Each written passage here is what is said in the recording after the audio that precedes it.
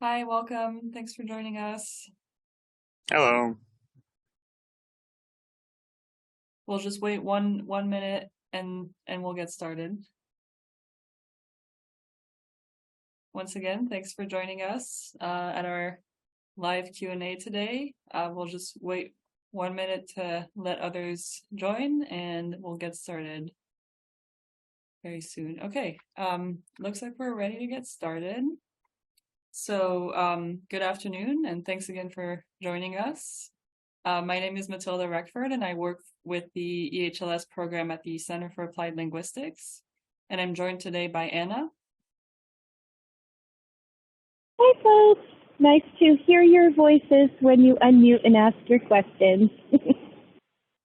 And by our former EHLS scholar and special guest today, Sergey. Hello, everyone. We're very glad that Sergey's joining us, and we're looking forward to your questions. So today you can type your questions in the Q&A box that you'll see at the bottom of your screen, and you can also raise your hand and we'll be able to unmute you and you can ask your question live. We'll do a quick presentation and background on the program, and feel free to ask any questions on anything we cover with this information, and we'll address these questions after our presentation, and then we'll go with the a Q&A. So yeah, let me do a quick background on EHLS. EHLS is a scholarship program with a focus on professional English communication and career skills. The program trains advanced speakers of English to be effective communicators and strong candidates for federal jobs. It's hosted by Georgetown University in Washington, D.C. Every scholar admitted to the program receives a full scholarship funded by the federal government. The program is 8 months in length. The first 6 months are full-time on the Georgetown University downtown campus, and the final 2 months are part-time, conducted online. Participants are native speakers of critical languages who have a strong interest in public service. EHLS scholars come from diverse cultural, educational, and professional backgrounds, but they are all united and by an interest and a commitment to public service. So why EHLS? EHLS was established because critical languages are in high demand in the U.S. government. There are other government-sponsored programs that teach critical languages to native English speakers, but this is the only program designed to prepare individuals with native knowledge of critical languages for the federal workplace. Now, a brief background on the organization. EHLS is a partnership between 4 organizations. The Defense Language National Security Education Office, or DELENCIO, provides funding. The Center for Applied Linguistics, where I work, oversees instruction and coordinates language testing. Georgetown University provides instruction, and the Institute of International Education, where Anna works, oversees the application process. EHLS started in 2006, and 2024 will be the 19th program year. Now, a little bit about the scholarship benefits and terms. The scholarships are awarded by the Defense Language National Security Education Office, or DELENCIO, and you might hear the acronym NSEP as well. Each scholarship provides full tuition and fees for the 8-month academic program, in addition to a living stipend.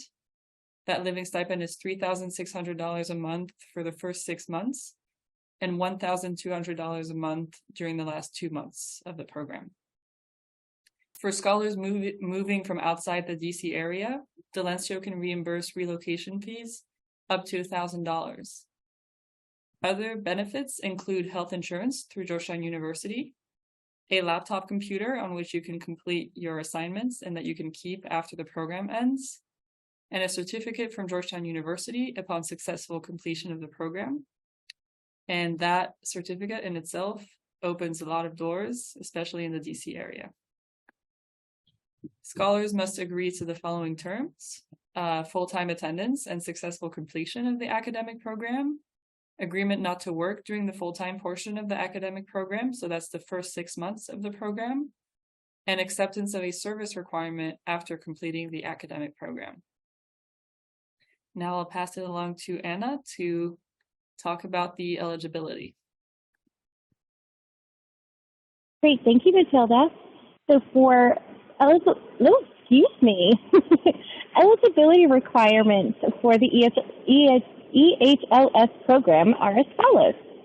You must be a U.S. citizen at the time of application.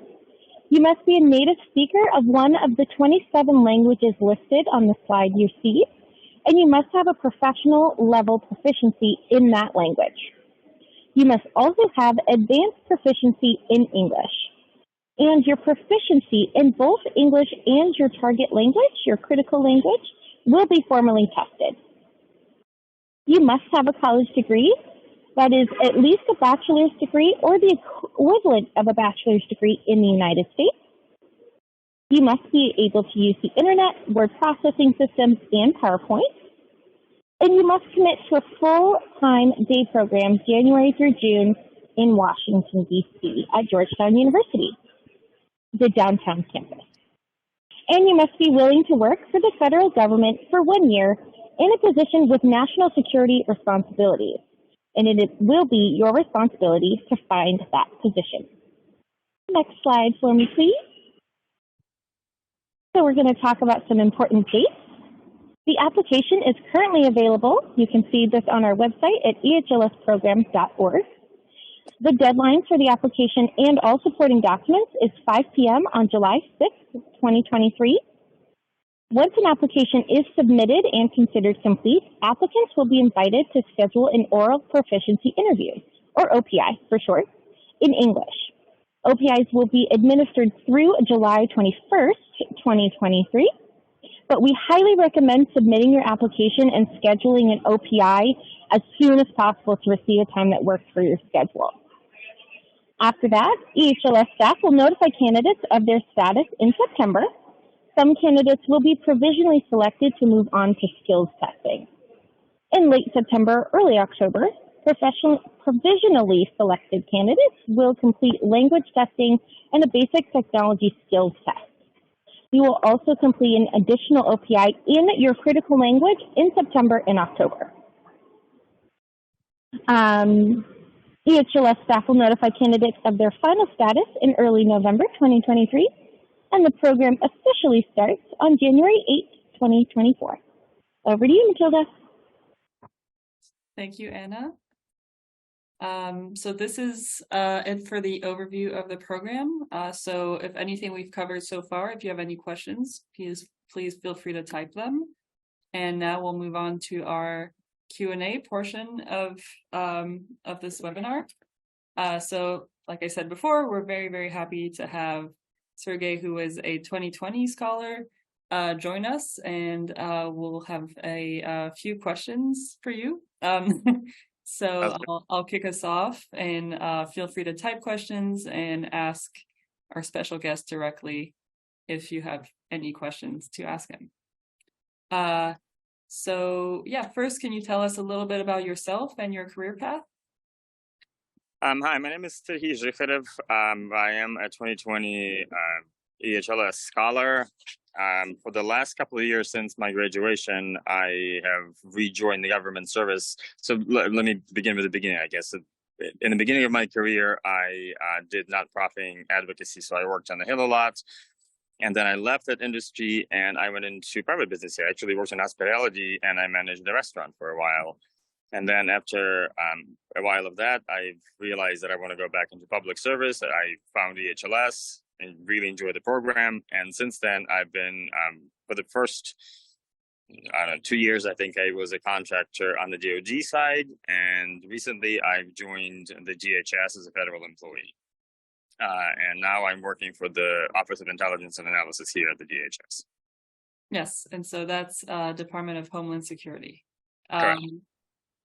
Can you tell us about your overall experience being an EHLS scholar? I actually think it's one of the highlights of my career. I really enjoyed the program because of the people that I met, both on staff, like the professors, and the quality of applicants was fantastic. I think our year was one of the higher competitions. I think we only had we almost had 16 people for each slot open. But that is to say, the program is highly competitive, but it's worth it. Besides the fact that, like, a lot of us coming in thought there would be a program kind of focusing on English and trying to help us achieve a certain proficiency level so we can work for the government. What I found out for myself is that training on how to pursue a career in the government, how to apply for, how to create a resume, how to answer questions, how to interview. A large portion of the program was dedicated to public speaking. So there were, we practiced a lot of presentations and such. And what was also very useful is the culmination of the program is the open source project that we had to write. So that there are a number of agencies submit questions of interest to them. We selected what questions we wanted to answer and wrote about a 40-page, I guess, or a significantly large research paper based on open sources, and that involved the language or the knowledge of our language. So, like, I researched. I wrote for the United States Air Force, and I researched designers and producers of hypersonic weapons in Russia. That's something that I wanted to know. So you use your native language, but you write a paper in the style of the intelligence community in the United States, answering a question posed to you by a government agency. So all of that experience came incredibly handy when applying for a federal job. The downside, I guess, is that all the federal jobs that EHLS wants you to apply to, I guess it's, you make the choice when you come to the program. They take quite a bit to accomplish because suitability, what is the terminology? I forget now, but basically getting clearance is a very long process. And for a lot of us, because we are native speakers, we're probably first generation immigrants. So having relatives abroad can extend that process. But on the other hand, 3 years after, I know that most of my colleagues have achieved clearance, and a lot of them work in the private industry, but in the IC, they're working with the IC, and a lot of us do work for the government agencies. So it's very, even though the process is not necessarily short, but it's worthwhile. And if this is the career you want to be in, then EHLS really opens doors. And I think what we need to mention is that once you graduate EHLS, you receive a special hiring authority, which allows federal agencies to sort of hire you outside their regular process, which is hugely beneficial because everybody that I know from my year, at least, and from several previous years, they all use that authority to be hired by the federal agency. So that's a huge plus. That's so great to know that all these things that we know are there to help scholars, has actually been used by scholars to actually get the jobs. I can't emphasize enough how important it is. Like, English is, it's a huge part of the program, but career training, learning how to interview, their panel interviews are now all the rage in the federal agencies. So, prepare all of the questions that EHLS will provide you, like do all of the work in Tanya's class and professional training. It is absolutely the essential, and it's, meat of this process. I apologize. There's a helicopter base near me, so we're gonna have some interruptions. Oh, okay. We're not hearing any of it, but if it's bothering you, yeah. It was loud. We're good. Thank you so much for mentioning the OSAP, because that's really something we like to highlight as a really great part of the program, because not only is it a very interesting kind of capstone project for you to do the research, and you get to learn how to have the skills to do that, and you use them later, but it's also possibly a networking opportunity because you Absolutely. have a mentor. Yeah, could you speak a little bit about that? My mentor was a reference, and he actually helped me get hired. He was very enthusiastic about the project. I was very lucky. Some mentors are busy and they're not as responsive as mine was, but I very much lucked out with the person I was writing for. But I know that most of the people who worked with EHLS scholars did end up being a reference in their resume, and they usually highly recommend us because, this work, OSAP in the beginning seems very stressful, but in the end, I found it extremely enjoyable. The least favorite part was, of course, the presentation at the end of it, but, that's what we all going to have to do in the end. And actually right now my work involves briefing DHS leadership almost every day on whatever issues, come up that need to be informed on. So I'm very grateful for that opportunity to be able to speak to such a large audience of highly achieved people, and it prepared me for this. But besides that being a lot of work, and I'm not gonna lie, sometimes it will be very stressful during the process, but in the end, every single aspect of it turned into practical application. Like everything that we did for the program, I use every day, and I can't emphasize that enough. That's so great to know. Can you talk a little bit about the research?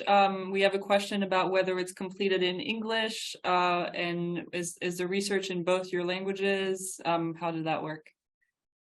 Research is mostly done in your native language. So we use, it's open source, right? So you use publicly available information that you can look up on the internet. The reason why the agencies are asking us to do that research is because we have the native language knowledge. So, people in my year wrote on anything. Like I had a colleague write about the public health system in Sudan for the Library of Congress. We had people. One of the big topics was the Belt Road Initiative in China and how it affected various countries, building of the ports and railroads, etc., especially with the focus on Africa, because it is an issue that poses not necessarily a threat, but is of interest to the United States national security. So people used their language skills to research whatever topic was given to them. But the paper, you have to write in English. And, all of the things that our English professors taught us in regards to bluff and particular grammar style that the U.S. government adheres to and is fond of, all of that is absolutely true. Learn it and live it, because this is what, for the rest of your career, this is how we write. Especially if you end up in the intelligence community, in the IC, that's what you do for the rest of your days. That's very helpful to know. So there's a clarifying question about the mentor in the program. So yes, the mentor is part of the capstone project. So it's not necessarily a program mentor, but it's a mentor in the for the capstone project of the open source analysis project. And then the follow-up question is, do mentors come on site? So I don't know how that works. We were in a unique situation because my year began in person, and then we ended up doing most of it during COVID pandemic. So we were online program began in January. We went online in March, and we never got to be in the same room after that. So all of our mentors, we communicated with them via email, Zoom, or telephone, and our presentation was also done online. Traditionally, they do come. There's like a big gathering of up to 100 people, I believe. And you're in an auditorium sitting in front of these people and your colleagues, and giving your PowerPoint presentation of the project that you researched. But as the research goes on, if your mentor is local, you might be able to meet with them, but most of us never did. Yeah, that was a very special year, but I know you were all very successful in that cohort, so Thank you. made it work. So we have a question on how many scholars in the cohort. So I can say we have 18 scholars in the cohort, and that helps me segue maybe into, this is a competitive program. Can you tell us a little bit about your experience applying, and if you have any tips for applicants?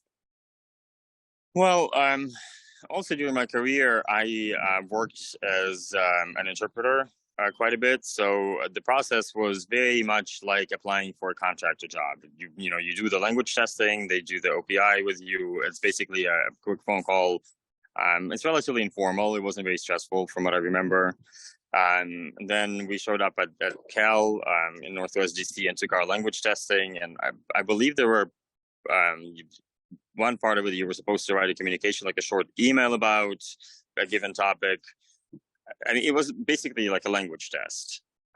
So I did not find it very stressful.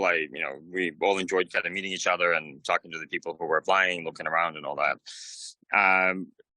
Granted, the process is rigorous and, you obviously should try to do your best, but I didn't find it to be very stressful at all. Yeah, I'll say a difference from I guess your year of applying is that we now have all the testing virtual, so people don't come in person anymore, which is easier because applicants don't have to actually get themselves down to DC if they don't live in the area. But like you said, the OPI is kind of a conversation, so it's sort of what you can expect on the phone. Anything you could say maybe about the writing your essays? To be honest, on the application. Well, it was quite a while ago, so I can't remember much. I think what I relied on just basically my life experiences when I answered those questions, and I think that's what I think people may be focusing too much on their current career and, how to position themselves to be eligible for federal employment. Like I said, I came into the program from, management, hospitality management. I was running a restaurant at the time. So it doesn't matter what your career is at the moment, but just answering questions and demonstrating the ability to be professional in in a federal environment, to be able to modulate your language, speaking to different audiences, right? Sometimes it's informal, sometimes it's very formal. I think that's, correct me if I'm wrong, but I think that's what the program is looking for. There's a certain level of language skill in English to show that you're able to communicate, that you're able to enter the office and communicate with your coworkers, and then the program builds on that, and EHLS teaches you how to be specifically involved in the IC community, how to write for intelligence, and how to do you will learn basics of Intel craft and all that stuff. So just whatever the questions are, I never, I didn't try to make up a story. I just relied on whatever experiences I had, what I thought applied to that answer, and answered them. Yeah, absolutely. I think this is a program with very much professional English as the goal. So all the subtleties and things that are involved in that, and professional English for the federal workplace. So very focused on that goal. Right. So that's the instruction as well. Yeah. But like I said, I don't remember. I mean, maybe it's because a few years have passed, but I don't remember the process being all that stressful. It just, it's just like writing any essay, right? It's just like any examination you've ever taken. Just do what you're capable of and leave it at that. Yeah, that's a good tip. We have a few questions on your personal English level. What was your English level when you joined the program? I tested, I think, 3s across the board. I mean, I was lucky because I've lived in the United States for quite a long time before that, and my education is in linguistics, and I was an interpreter for many, many years. So I think I had a tiny advantage there. But we had people in the program whose English skills were not like mine, and I think, I mean, an important factor, I think, for the IC community is the rarity of the language that you speak natively. So that's a leg up in the application, because I just looked at the list of languages when you were showing the slides, and it's quite different from the interest that we had during our year. So if you speak a rare language, I think you will stand a greater chance of getting into the program. But the program, it will teach you a lot, and even I think most of our cohorts were at least ILR 2, right? When they got in, I think that's the condition. Yeah, 2. Yeah. People had different language skills. Some spoke better, some spoke worse, but in the end, I don't know. I don't think that speaking slightly worse English is going to ban you from or put you at a disadvantage of joining the program. Yeah, I agree. I think people all come with different strengths and weaknesses, and I think since it's such a small cohort, you can have very kind of bespoke instruction based on getting you where you want to go. Can you maybe talk about the instruction and so this is a perfect segue. For English instruction, well, first of all, there's only 18 of you, right? And there are 2 English professors and 2. I want to say public speaking, but I may be naming them incorrectly. But people, so there are 2 professors who are helping us build our communication skills and how to behave in a professional environment. So each week we had a one-on-one time with an English professor and with the speaking professors that, so one was focused more on your writing skills, and we constantly wrote. There was everything in the program was, it's never really a huge amount of homework, but you're always doing something in class, and then you're looking back at what you wrote and how you did it. And, there's obviously, the instruction is very intense. You're there for 8 hours a day. It's like work, but it's also, once again, I had fun in the program. So I remember it fondly. We all laughed a lot. And, it was not as, I wouldn't say it was easy, but it was enjoyable, even though it was difficult.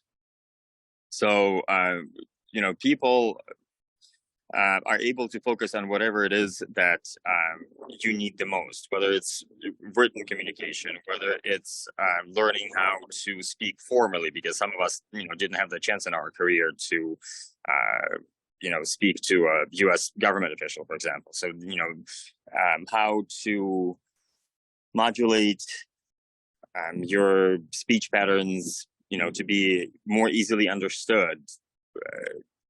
But I guess what the point I'm making overall is that it is very individual instruction. You have a lot of one-on-one time, and all professors I found, even though they're busy, they go out of their way to help out. We emailed and outside of office hours, and people are very responsive. I'm still in touch with pretty much everybody from the program. We don't get to hang out as much, but if something comes up, people reach out to me and I reach out to them with any questions. So I think, it's a kind of a lifetime bond, I think, because you do spend an incredible amount of time together in the program. And all of the people in my cohort, we still stay in touch. Even we have people who live in South Africa, who live in Chicago, and we're still on the same message thread that we've had on WhatsApp since 2020. So I think that's instructionally, I think it's very valuable because it allows you to focus on your communication skills, both written and oral. But I think also the benefit of it is that you have a group of 18 people that kind of become your network. And through them, I know, in our year, people forward job announcements to one another. People work for a variety of agencies. Once again, we had people working for NIH, we had people working for Library of Congress. I work for DHS. There's a few of us here at DHS. And we have people working for the Department of Defense, so all over the place. And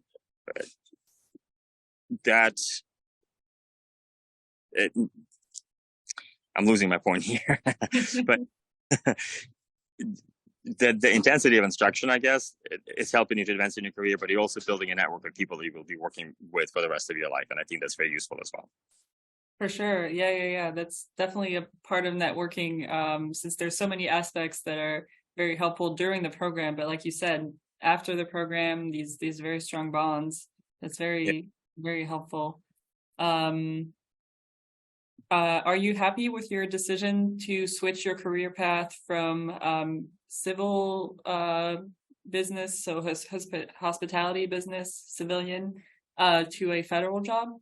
Absolutely. I think that's while you're entering the program, because there is a service requirement, right? Otherwise, I don't think you mentioned, but I think if you don't fulfill your requirement within 5 years, you will be on the hook for the tuition and the rest of the money for the federal government. They do expect you to work for the federal government.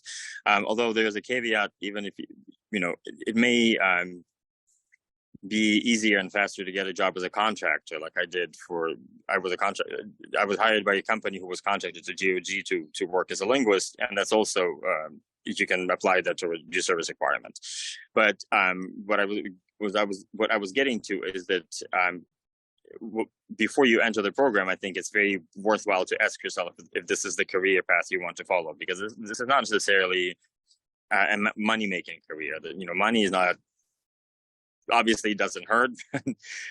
It's not what we're after entering the EHLS. You do want to examine whether your goal is to be in public service. This is a specific type of career. It requires, depending on the agency that you work for, it may require you to make some sacrifices. At the moment, I work for a 24/7 operation, so I have to work weekends sometimes, and I have to work later at night.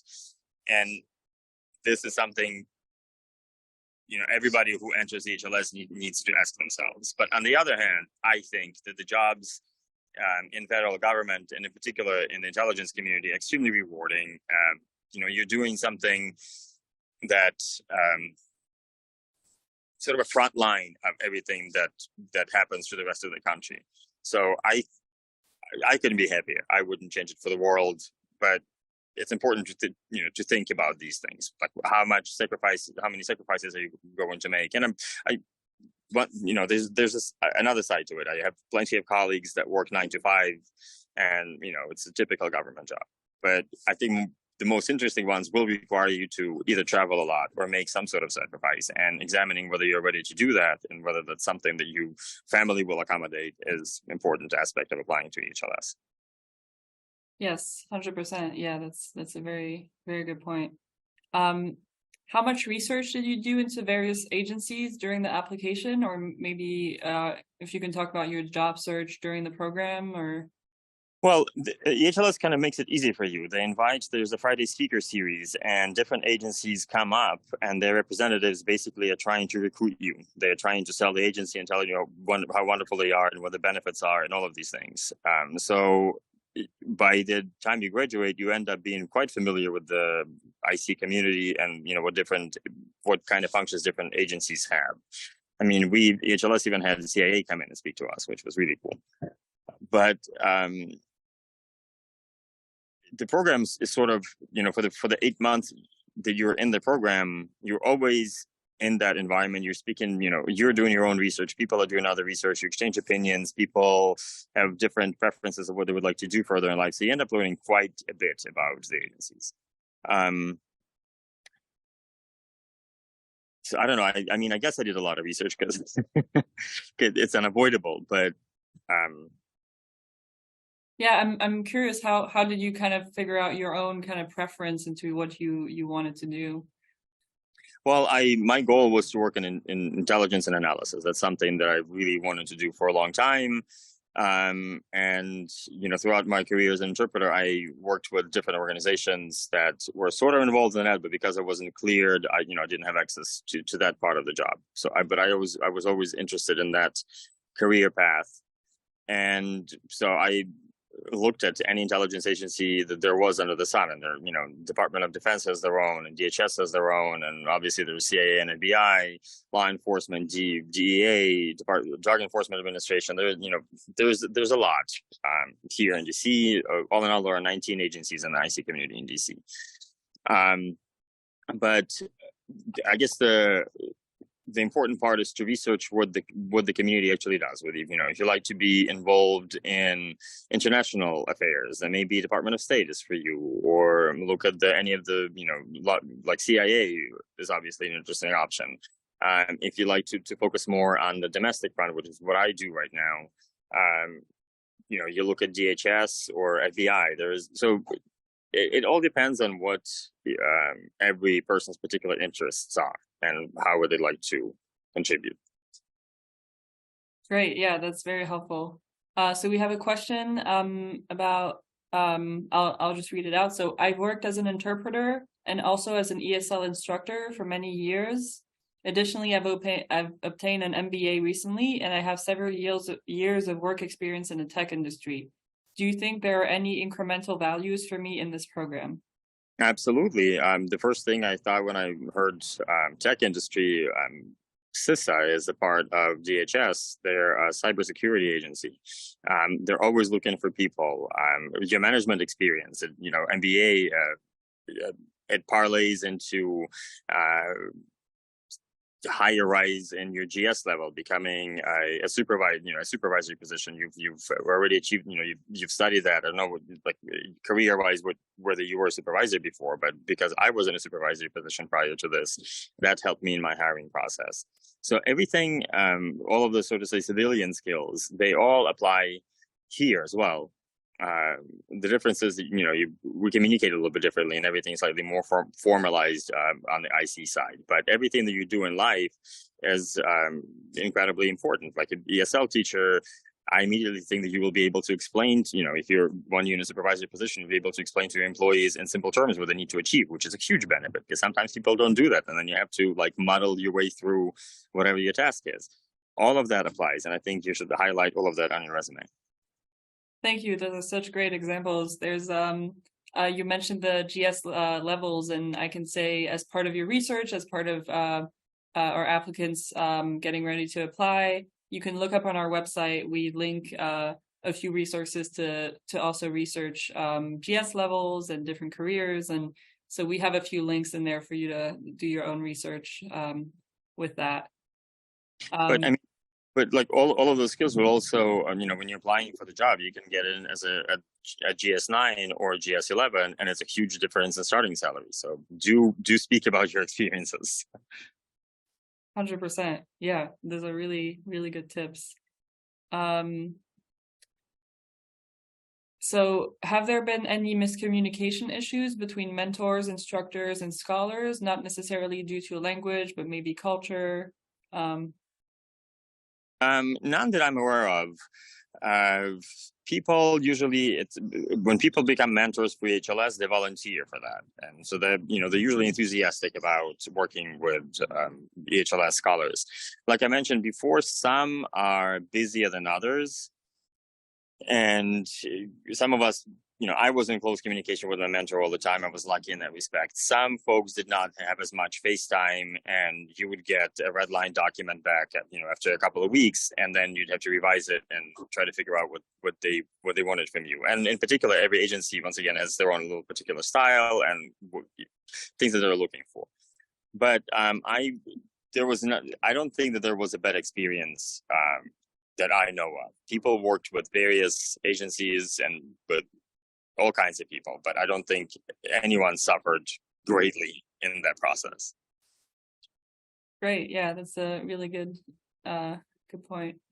I will see if there's any more questions.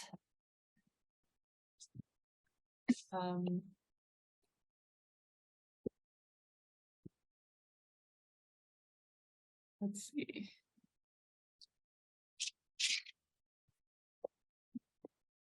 Matilda, if there are no questions, I'd like to pose a question. So I'd like to, or maybe folks are wondering as well, how did you prepare for the OPI in your critical language and for the one in English? So what kind of study tips do you have for those who may have never taken a language test like this before?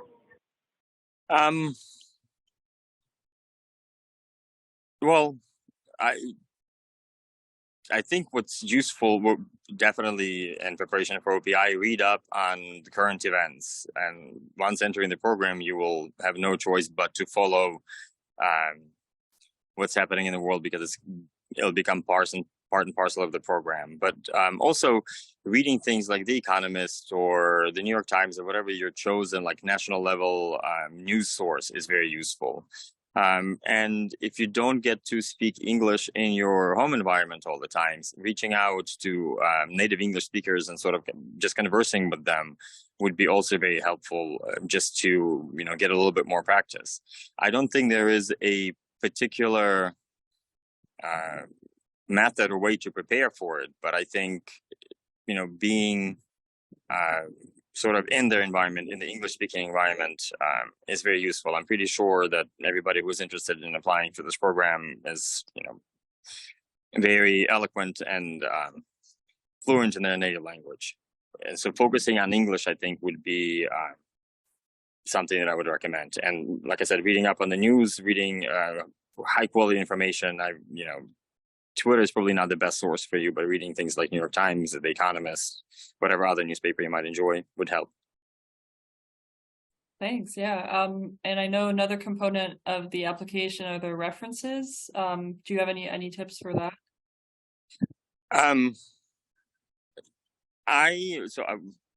I tried to reach sort of across the board. I reached out to my first boss. I reached out to my college professor and my most recent boss to be recommendations for the application, because I think it sort of covers. I wanted to cover a little bit more of a time span, so it's not just people who know me most recently, but so I could demonstrate that that over the course of my career, like what people can say about me and how I demonstrated myself. So maybe that's a tactic that I applied. I don't know that it's universal for everyone, but that's something that I did for myself. Yeah, 100%. That's a really good tip, to show as many aspects of yourself as you can through your essays, through your references. In the way you detail your resume, show everything that you can show. try and show it. Yeah.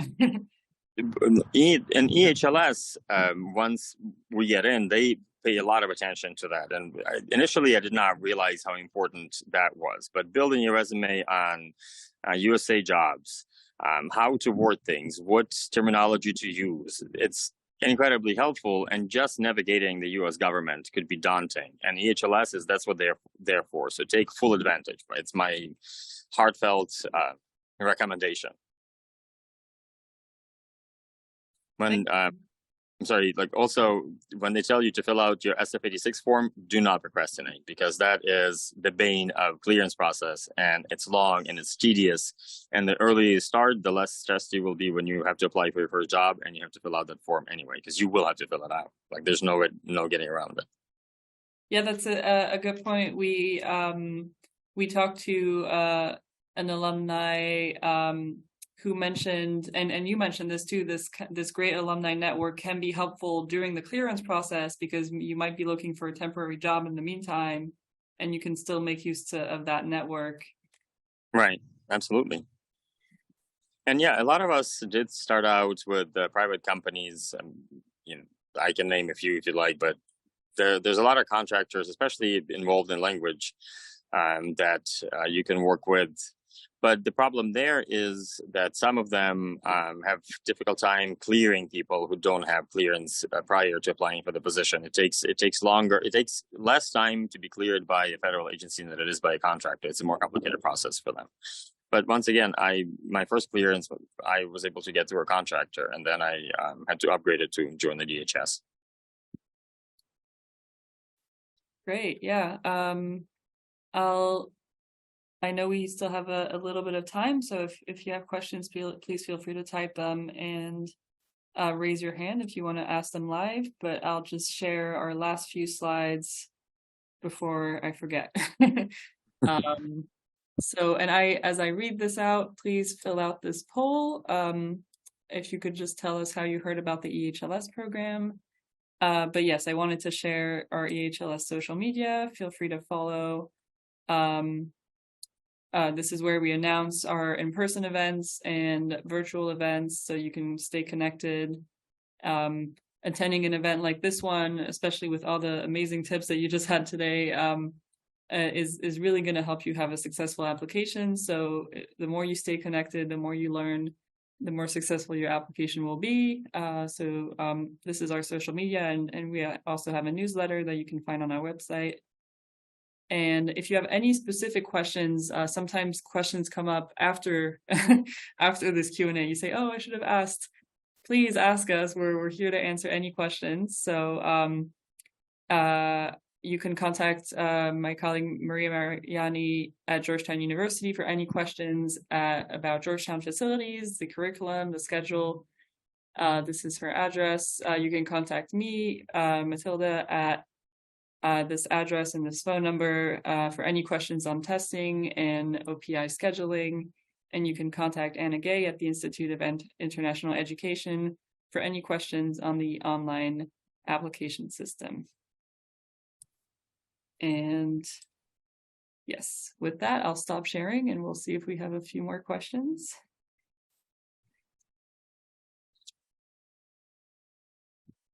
So we have a question about being a green card holder. So unfortunately, we only accept applicants who are U.S. citizens at the time of application. But please consider applying if your process gets you to U.S. citizenship in the future.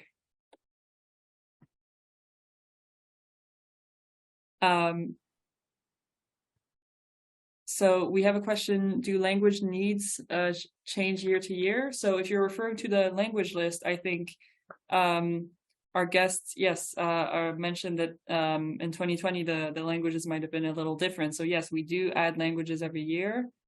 So that does change every year. If I may,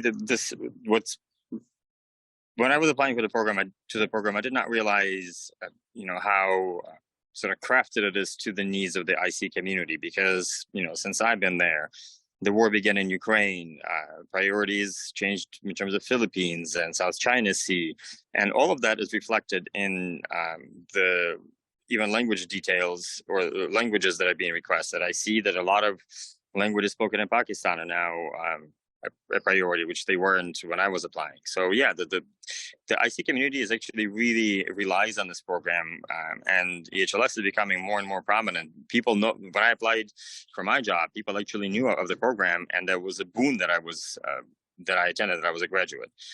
So the languages do change, but the program is tailored for us to succeed, and I think that I encourage everybody to apply. Thank you. Yeah. We might finish early. If you don't have any more questions, please let us know. Please raise your hand or type. It can take you a little bit of time to actually type your question, but yes, the program is going to stay open next year as well. It's going to follow the same schedule. So the applications will open in February and close in July. So if you're planning to get your citizenship by the deadline next year, you can definitely apply next year. And then we have a question about the program dates for next year. So once the application opens in February, that's when we communicate the program dates for the following year, which will follow the same January through June for the in-person, and then June, July, part-time online. July, August, part-time online. So thanks again so much for joining us. And please email us if any more questions come up. And yes, we're so happy to have had you as our special guests. So thanks again so much. Thank you, and good luck, everybody. I hope to see you guys at a EHLS Mixer at some point. Thank you so much. Thanks, Anna, for joining as well. Of course, thank you. And just so everyone knows, Matilda shared my information, but we are getting very close to that deadline. So please email me with questions. Give me a call. We want to help you hit that submit button. So thank you all for being here. Thank you. Have a great evening. Bye-bye. Bye.